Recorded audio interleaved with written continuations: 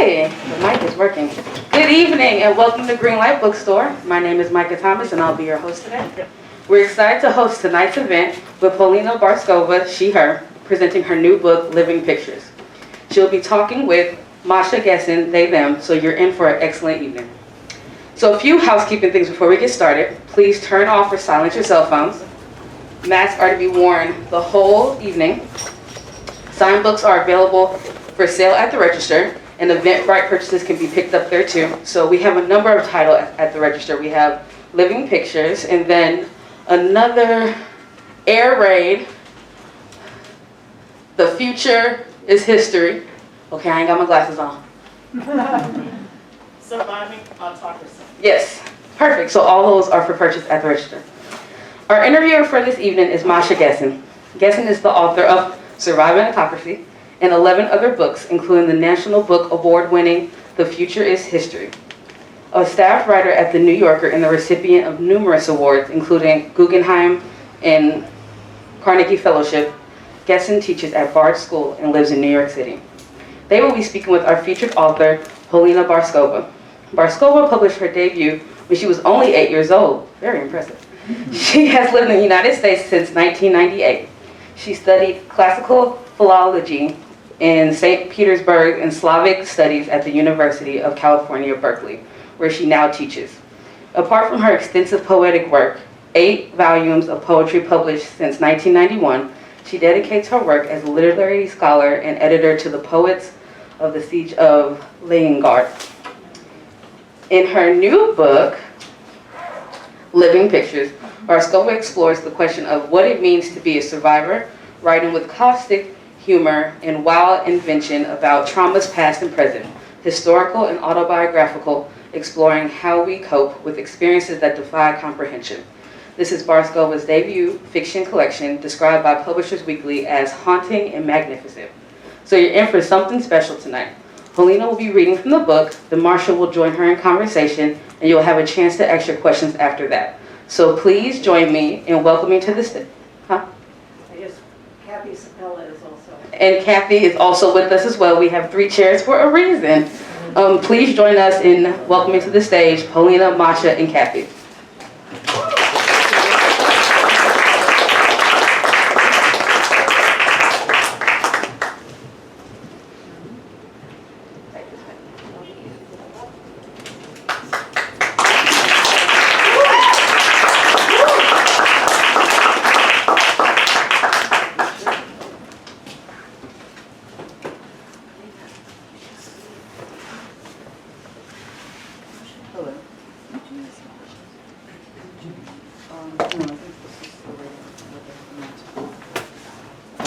Hello. Oh, yes, okay. Hello. So, yes, there are 3 of us. And such is the fate of the translator, the person without whom a book would never have reached you, that she gets forgotten and but shows up nonetheless, because without her, a book would not be possible. And this is really a terrific translation. So we'll be talking about the book and the translation. But to start with, let's judge the book by its cover. Polina, can you talk about the? Oh, actually, can you read to us first, and then I will ask you to talk about the title.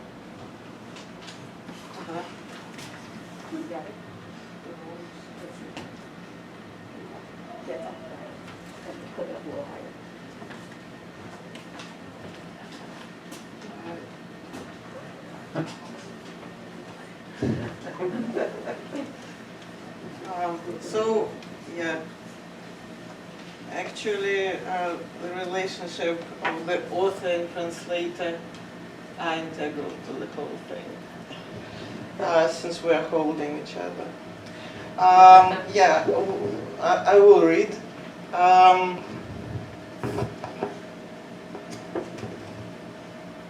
It's a couple of pages from a piece that actually was not in the first edition of the Russian book. Since it's one of the most gradually developed books in my life. I think writing took like 7 years, and then translation was adequate, like several pregnancies to this book. At some point, and I'll tell you at which point, I wrote an essay which is almost impossible, the title is almost impossible to translate. It's called «О странение», as in the Vostok, and as in Shklovsky. I wrote it after a very important and difficult moment of teaching, when I was asked by my American colleagues to teach in Petersburg a course on where is the siege now. There is a term in Russian which is краеведение, knowing of the place, learning of the place, study of the place. So we went, and it was absolutely eye-opening and eye-closing and all that. Since the answer is, and maybe I'll talk to it a little bit later, is very much in discussion, if not in disagreement, with the introduction by Eugene Ostashevsky, another author of this book. And the introduction is excellent, I think. But there is a point where we disagree, and Zhenya, Eugene, who is from Petersburg, Leningrad originally, as am I, says that the siege is everywhere in that city. And one of my several points is that it's everywhere and nowhere. And this poignant simultaneity is what defines the topic. So we looked for it everywhere and we found it in unexpected places. And today, when I spoke to Masha over coffee, Masha began talking about what does it mean to write a book about war, including the ongoing war. It might mean a million things. There are a million books. Well, for example, a book about boredom and everydayness of war. For example, how one takes a tram.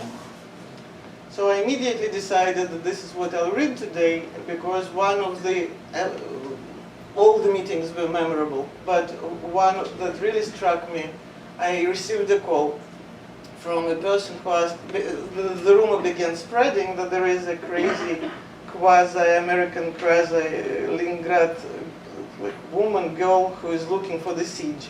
And people began calling, and one of them said, do you want to take a ride on the siege streetcar with your students? And I said yes, and indeed he, basically on his own, as an amateur, created a tiny museum of the historical streetcars. He restored them. So in this fragment, since I kind of write in fragments, I suspect, this will come up. Motion. They ran and they walked, they crawled and they fell.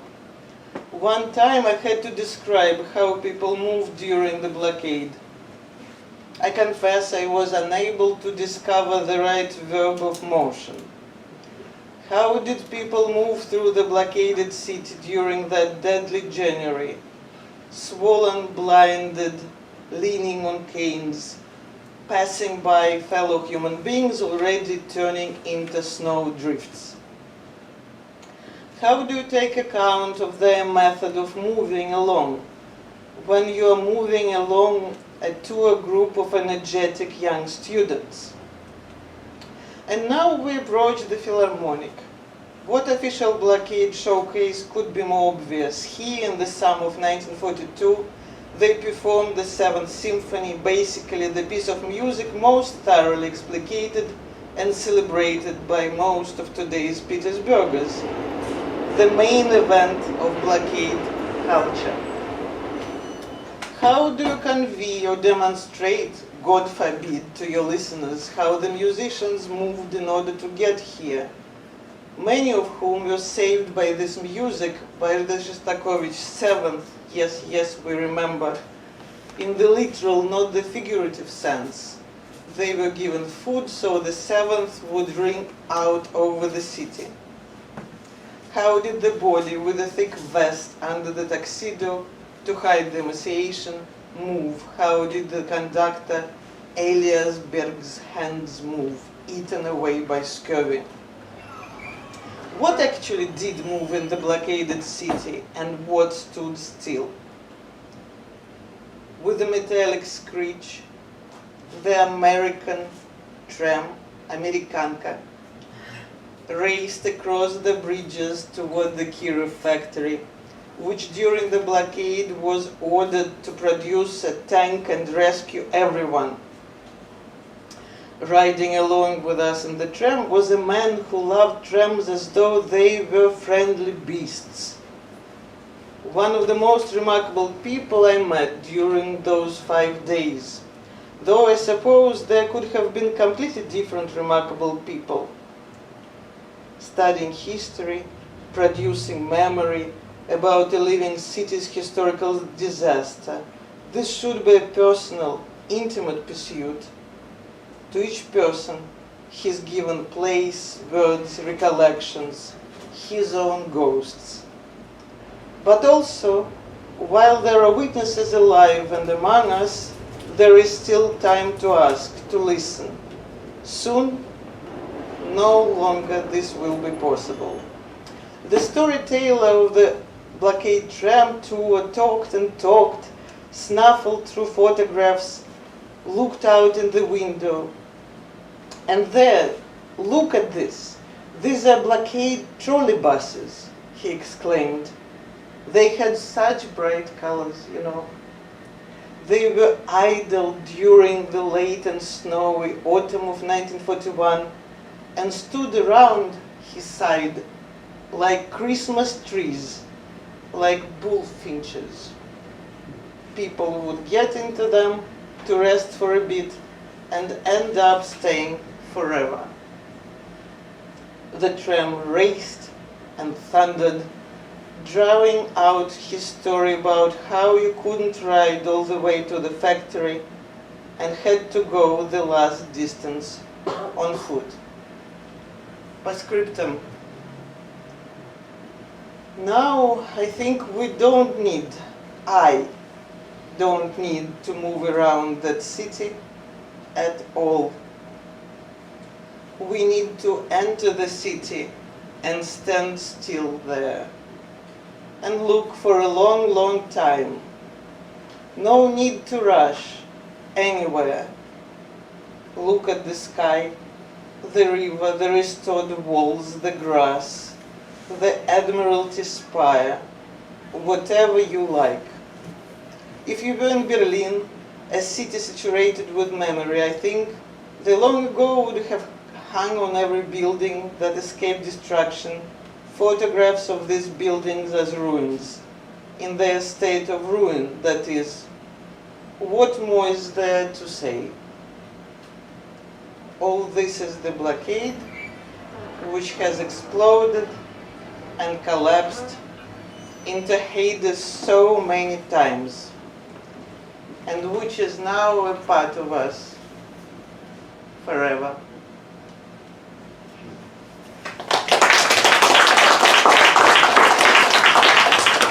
Thank you. So actually, can we pick up the strand about the absences and the everywhere? Because I think to anyone who grew up in the USSR and in Russia, and anyone especially who grew up in Leningrad or St. Petersburg, it seems that the fact of the siege is everywhere. And how is that different from a memory of the siege that you say is nowhere?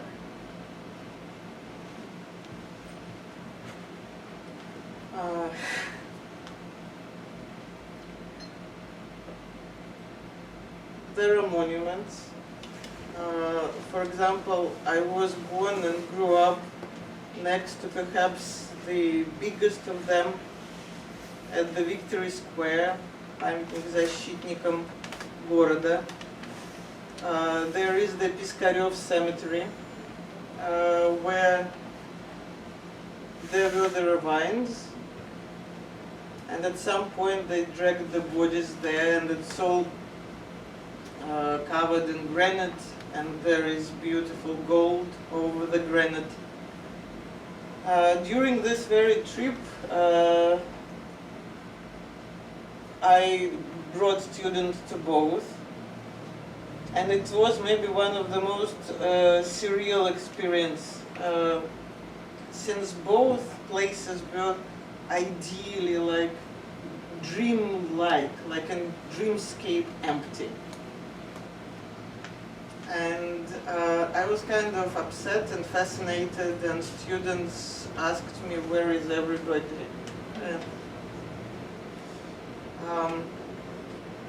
Then I talked to them about it, then I understood that all my answers are barely adequate. So this is how I feel about the official memory. The granite is there, the gold is there. People, the workers of memory, or were, it was like 7 years ago when I really acknowledged this fact. The workers of memory were not there. On the other hand, the most packed of all the memory places that we were able to find was like, it was, I think seriously, like 1/4 of this space, back room of a church, a museum, always an interesting term, notion. The father, as we say in Russian, the priest of that church took on himself the task of going every summer to the south of the city, the unbelievable tiny area called, this is arguably untranslatable, it's called Pogostya, which is a geographical name, but in Russian it means of cemetery.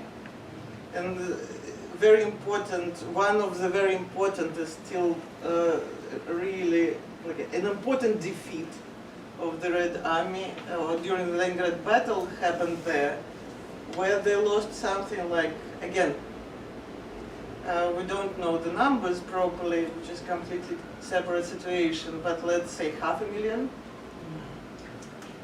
And most of them were unburied. And this priest, Vyacheslav Havanov, with his friends would go every summer and they would attempt to bury. So it was basically 70 years later. And they found all these things lying around. Of course, the metal badges, but at some point they ran out of the metal badges. They began giving paper badges. They found many, many flyers, listovki, both Soviet and German, incredibly curious content. Many German were anti-Semitic, many Soviets were working against that, but also something that kind of was, and I write about this, they found private things of the snipers and of the soldiers, and they were women snipers. So they found a bottle of French perfume. And I think that was the moment in that tiny museum where one hardly could breathe. like with my 15 American students, always in tow with me. And that for me, when the priest was talking about the expeditions every summer in heat and awful, eternally awful Petersburg weather, that suddenly was the conversation about that very working of memory. And he was paying for everything. The church was paying for everything. And that was one of several places where I saw something very, very different. In that room where we hardly were able to breathe in comparison to that perfect coolness and spaciousness of cemeteries and monuments. So as I said, this constant feeling of duality. Thank you. Kathy, I have a... is this... Kathy? Yes. I have a question for you, actually. And it's about just one word, but I bet it took a while to think about it. So a lot of the time the book uses the word blockade rather than siege. Can you explain why? Well, I was following very closely Polina's own use of the word. And the word blockade turned out to be very handy at a certain moment where she made there was a game that a family was playing in the darkness of a Leningrad siege night with no heat and no electricity. That depends on this word blockade. And it divides into the word Bloch, who is a very famous Russian symbolist poet, and Hades. So they were acting this out as a game of charades. And so it's not quite perfect, but it worked well enough.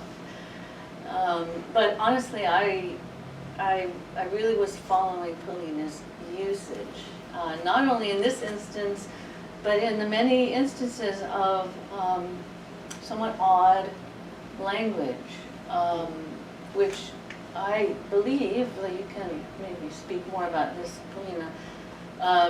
Polina developed almost in order to speak about the siege. This book was her first book of poetic prose. She had published, as you now know, a ton of poetry. But this was her first prose, and to me it's really linked to your thinking about the siege. And so you created your own prose language and your own strange genre, which is something that a lot of critics have commented on, in order to find a way to speak about this subject. So it's not, in a way, it's a difficult style created to address a difficult topic. And so as a translator, I tried to keep some of that difficulty palpable. I'll ask more about that later. I have questions. But I want to pick up on the theme of playing the game. So can you talk about the title of the book? The title came late, and I remember calling from... I wrote this play. Part of this book is a tiny play. It's small.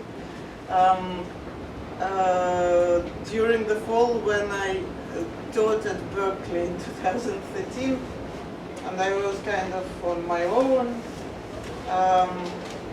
and then it happened so that I began writing it, and there was one moment from which there were several things from which everything began growing. It's a story of love.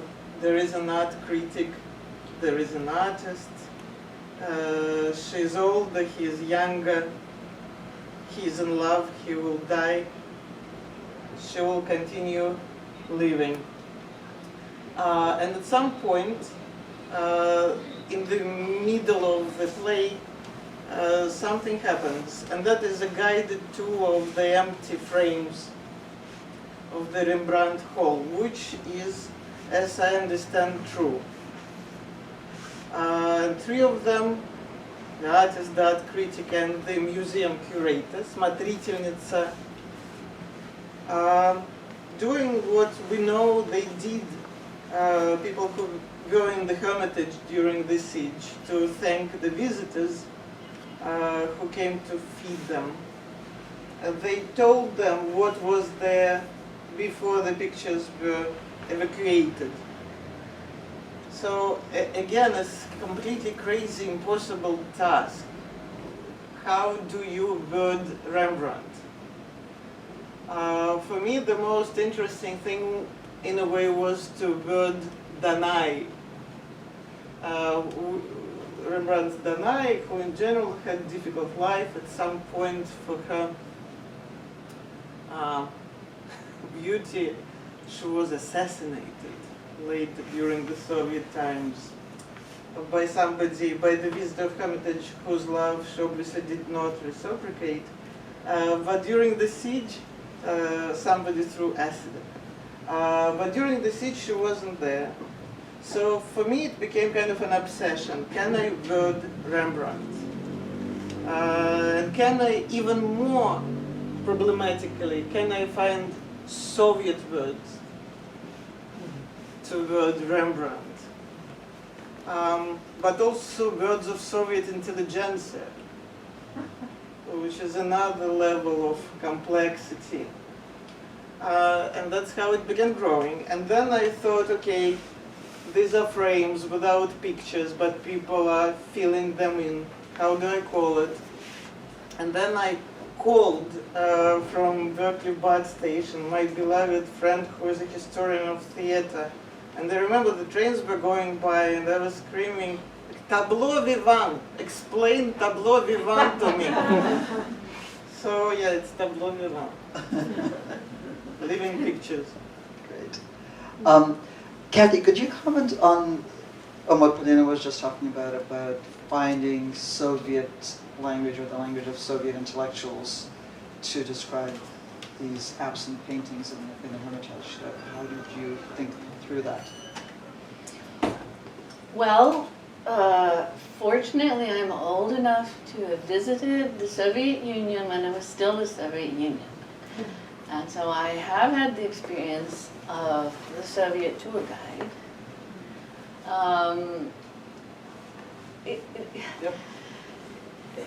So there's a certain kind of fast formality, like flipping through very confidently all of these ready-made pieces of information, ready-made and carefully prepared by probably your boss, right? So that kind of guileless authority, it was a tone that I was familiar with. So it's not just a matter of vocabulary, it's a kind of performance. Although, again, it's complicated because these are very sophisticated people. These are not, the kinds of tour guides that I would encounter in the tour bus. These are people working in this limbo of, the Soviet institution, but people of immense sophistication and erudition. So that really uncomfortable place where people were speaking and living is, well, as I say, I did know the flavor of it from experience. I love that, the guileless authority. So the way you were just talking, Polina, about these two protagonists in love, it's a feeling that I get often from these stories, but also from your other writing, and it's something very familiar to me from childhood, which is the way that my mother and my grandmother talked about literary figures of the past, as though they were their contemporaries that they were gossiping about. And they would have some new discovery and say, I just read in so-and-so's diary that, that so-and-so had an affair with such and such. And it would be like news from, the way that we would talk about